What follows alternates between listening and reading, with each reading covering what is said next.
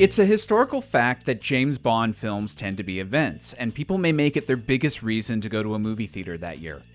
Their unique combination of action, thrills, romance, danger, and humor is an appealing one to audiences, and you should know by now I've been suckered in plenty of times.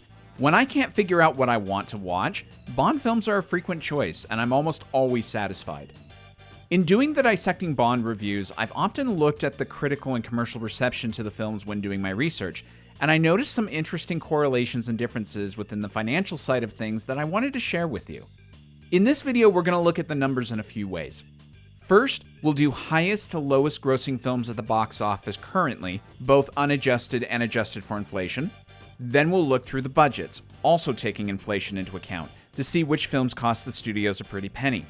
Finally, we'll run through the profit margin of each Bond film and represent it in percentages, which will basically show us which films had the best returns.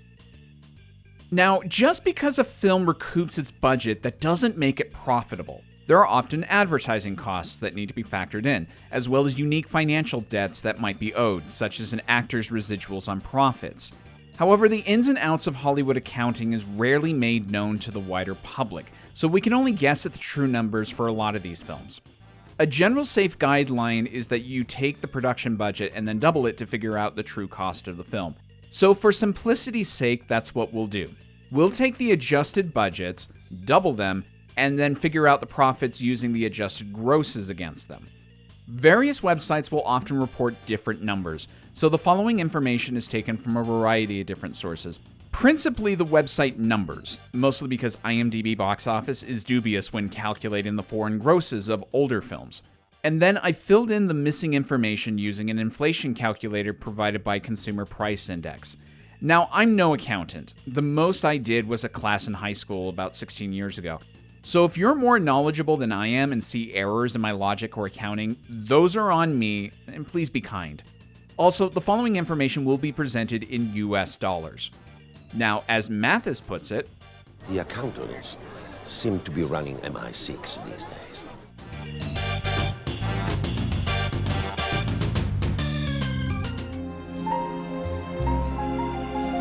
When looking at box office numbers, I find unadjusted grosses to be misleading, but they can nevertheless be a good indicator of contemporary popularity.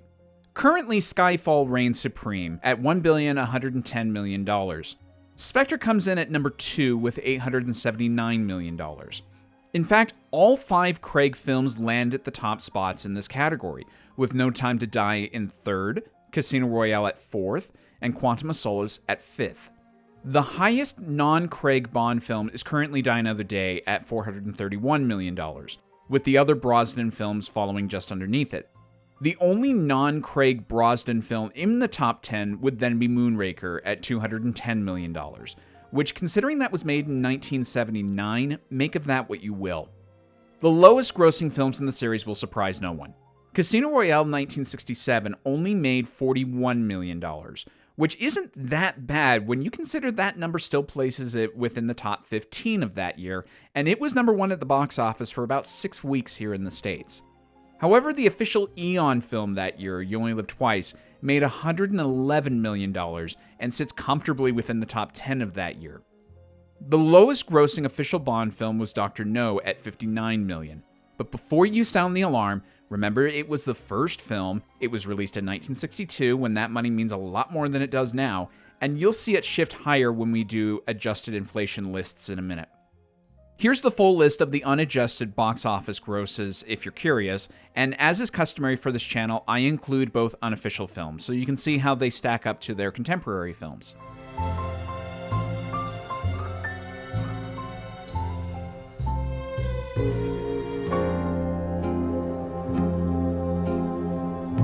Adjusting for inflation changes the placements substantially. Skyfall still comes in at number 1 with $1,567 million. However, Thunderball now comes in at number 2 with $1,452 million. And Goldfinger rightly now earns a spot at 3rd place with $1,305 million. I say rightly because it had some theaters running 24 hours a day to keep up with demand, which I can't recall seeing much these days, so that should tell you how popular Bond was at the time. Curiously, the 10 years since Spectre's release has been quite kind to it, pushing it over the $1 billion mark. In 5th place now is Live and Let Die, with $1,180 million, which goes to show how surprisingly well Roger's debut went with the public where it counts. I've said in the past that Roger was received somewhat lukewarm by the public, and that's only true in a sense. Critical reviews at the time were solid, and many people were clearly interested in seeing another actor take on the role. However, I haven't seen too many general polls on the actors place Roger over Sean, even when they were done in the 70s, so that's why I'm not sure if Roger had quite proven himself yet with the public just with a first film. 6th place now goes to You Only Live Twice, which makes sense as Bond mania was still a thing at the time. Now, I would have thought Moonraker would have been the next one. Surprisingly, 2 years apparently makes a difference, as Spy Who Loved Me wins out for 7th place, with Moonraker now falling below Casino Royale 2006, and Diamonds Are Forever rounds out this top 10. The lowest grossing official film now is License to Kill, with CR67 just going barely beneath it. That's not a shock to me, as 1989 was a crowded summer of releases, and License is a divisive film anyways. I mean, not with me, but what do I know? It is also a sad realization that despite John Glenn's films getting a rather positive reevaluation with the fandom in recent years, the 4 lowest positions for the official series are taken by his films, with Only For Your Eyes Only escaping the bottom rung. These films are split with a position taken up by Never Say Never Again, which raises a few questions. I'll tackle the profit margin when we get there, but since both Octopussy and Never Say Never Again were released in '83, with Eyes being in '81 and doing a bit better, I wonder if either film would have grossed more if there wasn't the Battle of the Bonds. That's speculation only though, as there's a grand canyon of a difference between the spoof Casino Royale and You Only Live Twice, also released the same year. So I don't think anybody got confused then as to which one was the one to see. Overall, I feel the inflation adjusted is the better metric for figuring out how impactful each film was at the box office at the time, but the gross isn't the whole story here.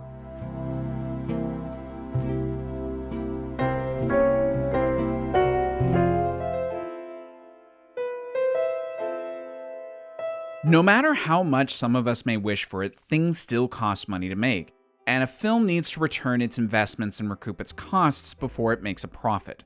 The story told with the unadjusted budgets is fairly understandable.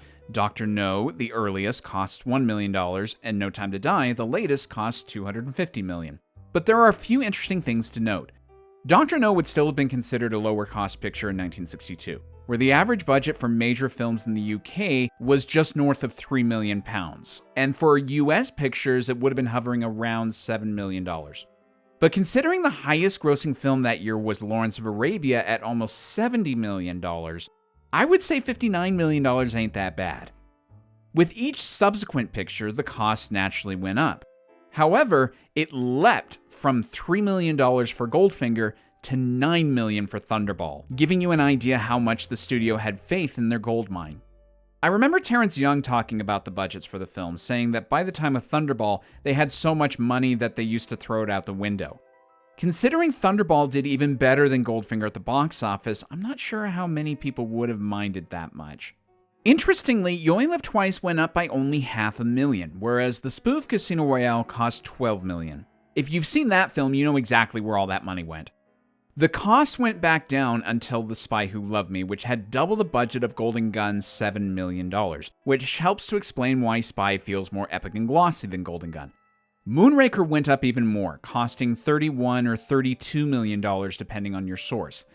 Think about that. In 1974, we're spending $7 million, and 5 years later, we have an increase of over 4.5 times greater the cost. No wonder why the studio asked to keep the films a bit more in check for the 80s, though they never descended below $27 million again. The end of the 80s saw the budget naturally rise for the Dalton duology, and then a significant jump to $60 million for GoldenEye. The budget is then almost doubled for Tomorrow Never Dies at $110 million, and I imagine some of this was due to the troubled production of the film, though why such a significant leap is still something of a mystery to me. After Die Another Day, Casino Royale cost far less to produce, But then the budget skyrocketed for Quantum and stayed above $200 million for the rest of the Craig era. Now, shall we take a look at the budgets adjusted for inflation?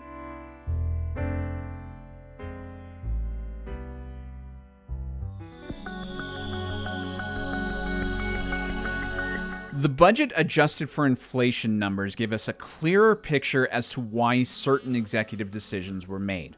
Dr. No is still the cheapest at $10 million, but Quantum now becomes the shameful king at $346 million.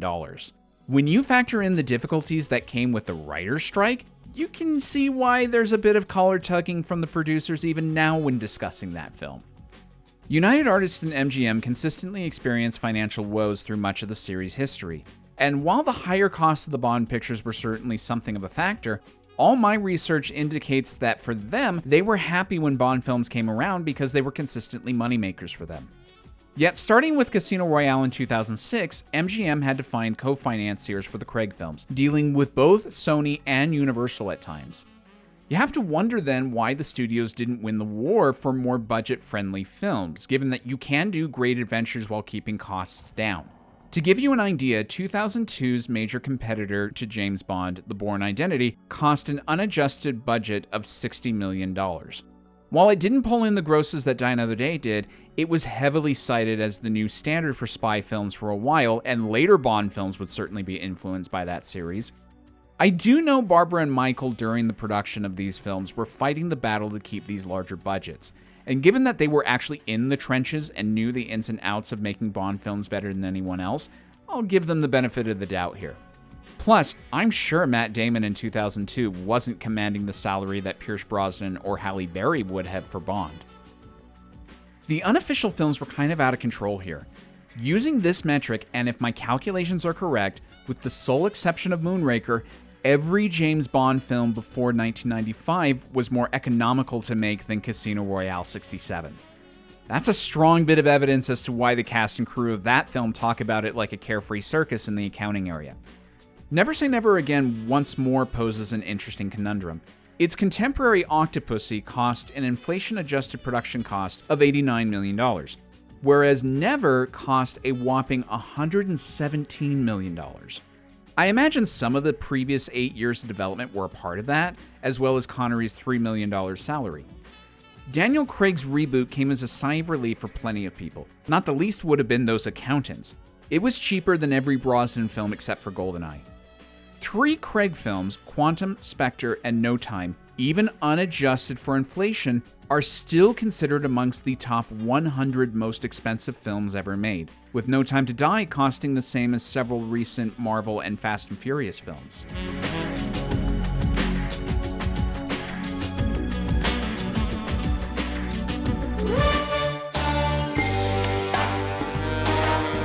Now for the final knife twist. Using my rather simplified mathematics, the best 5 returns on investment were, in this order, Dr. No, Goldfinger, From Russia with Love, Live and Let Die, and Diamonds Are Forever. The 5 worst are all more modern adventures, which is somewhat forgivable, and I'll explain that thought in a minute. Still, Quantum of Solace only came up with 22% profit in this thought experiment. The next worst is The World Is Not Enough at 25%. Die Another Day managed to scrape by at 34%, alongside with No Time to Die. I can only imagine what the true cost of that film is when you factor in all those COVID delays. Tomorrow Never Dies takes the 5th worst at 35%. Based on the previous categories, I would have expected the spoof Casino Royale to have been in the bottom 5, but it comes in at 6, with Spectre and License to Kill coming just above that. Because I know some of you are curious, I did some more math to figure out the average for each actor in profit margin, rounding up when applicable. Connery comes in at number 1 with 91% average. Lazenby is obviously next with his single film at 80%. Moore is at 77%, Dalton at 52%, Craig at 46%, with Brosnan at dead last with 40%. Now, before anyone starts using this info as objective fact to demonstrate their arguments for and against an actor, I want to remind you that this is only using my math with some strict caveats, and there's a fair amount of speculation here. And I'm probably not even that close to the actual numbers for calculating the profits.